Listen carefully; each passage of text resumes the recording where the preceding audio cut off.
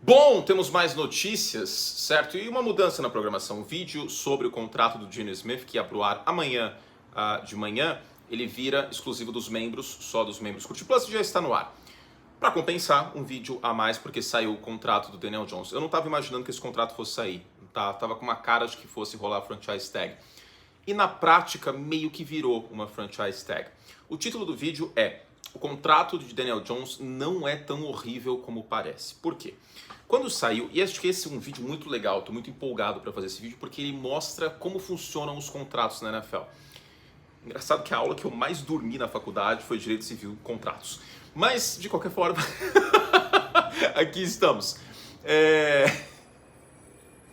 Era péssimo de contratos. Seguinte, na NBA e na MLB, o contrato ele é 100% garantido. Ou seja, quando o cara vai lá e assina, o time vai ter que pagar aquilo, não importa o que aconteça. Se ele for cortado, o time vai ter que pagar aquilo. Se ele for trocado, o time novo herda o contrato. Mas se for cortado, o time vai ter que pagar aquilo. Na NFL, salvo raríssimas exceções, como o contrato do Kirk Cousins ou 99% do contrato do Deshaun Watson com Cleveland, o contrato não é 100% garantido. Ou seja, existem alguns gatilhos que são limpos do contrato, o jogador é cortado ou trocado, certo? Essa parte é o salário base. A parte do contrato garantido, o time tem que pagar de qualquer forma. O que os Giants fizeram? O contrato de 4 anos, 160 milhões, certo? Dá aí 40 milhões por ano e ainda tem mais alguns milhões em incentivos, que aí são gatilhos contratuais de produção por parte do Daniel Jones. A gente não sabe essa parte ainda, mas provavelmente se ele chegar numa final de conferência, se ele passar de 4.500 jardas, coisas assim, tá? Se tiver 40 touchdowns no ano, deve ser coisas assim, são incentivos de produção. Mas o contrato não é de 40 milhões por ano necessariamente. Por quê? Segundo várias fontes já, e obrigado aos seguidores que mandaram inclusive lá no Twitter, uma delas, Robert Brewer, o contrato ele tem 82 milhões de dólares garantidos nos 2 primeiros anos. Ou seja, nas próximas 2 temporadas é um contrato de 41 milhões por ano totalmente garantido. Isso significa que depois de 23, 24, ou seja, entre o ano de 24 e 25, os Giants poderiam sair desse contrato sem peso na folha. Na prática, como se os Giants tivessem colocado já meio que garantido 2 franchise tags seguidas no Daniel Jones. Coisa que o Washington fez com o Kirk Cousins, por exemplo. Mais caro do que isso, porque a franchise tag está na casa dos 30 milhões, mas não vai ficar tão diferente disso. Fica feio o contrato, porque é a mesma quantia que o Matt Stafford recebe. Né? Claro que existe uma inflação nos valores, tal. O que o Matt Stafford recebia há 2 anos é menos do que hoje, em termos de inflação, por conta da subida do teto e inflação. Mas faz sentido. Eu não acho o pior contrato do mundo. Por quê?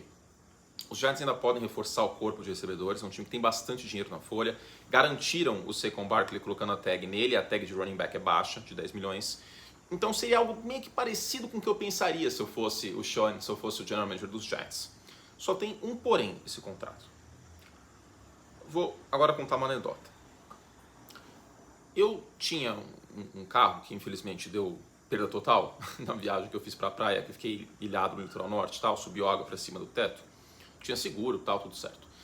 Mas eu tinha um contrato, sabe esses carros por assinatura? Tinha um contrato até dezembro. Então, não compensava sair desse contrato do carro. E eu estava meio que abraçado, preso a esse carro até dezembro. Deu perda total, etc. Foi terrível tudo que aconteceu. Mas abriram-se oportunidades agora para mim, porque eu não estou mais nesse contrato, fez o distrato, etc. E agora eu posso ter outro carro. Os Giants, ao fazer esse contrato, não terão outro quarterback pelos próximos 2 anos. Eles se abraçam ao Daniel Jones por 2 temporadas, pelo menos. E aí, se houver oportunidades, eles não podem ter. Por exemplo, o Lamar Jackson. Vamos imaginar que os Giants fossem atrás do Lamar Jackson e dessem 2 primeiras rodadas. Imagina um Lamar Jackson com o Brian Daboll e o Saquon Barkley em 2023. Seria interessante. Seria bastante interessante. Então, esse é o único porém do contrato. Por quê? O Daniel Jones vem do seu melhor ano. Teve 1% dos passes viraram interceptação, fez uma partidaça contra os Vikings. Eu acho que ele tem mérito, mas tem esse ponto. Os Giants agora, eles deixam de ter oportunidades. Eles estão amarrados ao Daniel Jones. E, de certa forma, estão amarrados a uma mediocridade médio. Porque o Daniel Jones, dificilmente, nessas próximas 2 temporadas, ele vai ser um quarterback top 10. A gente está falando de um quarterback com 15 touchdowns passados no ano passado, e que nem se você somar jardas terrestres, ele tem, sei lá, 4.500 jardas totais passadas e corridas. Não foi uma coisa simplesmente extraordinária. Rompeu muito as expectativas. Ele saiu de um dos 5 piores quarterbacks da liga para um quarterback acima da média.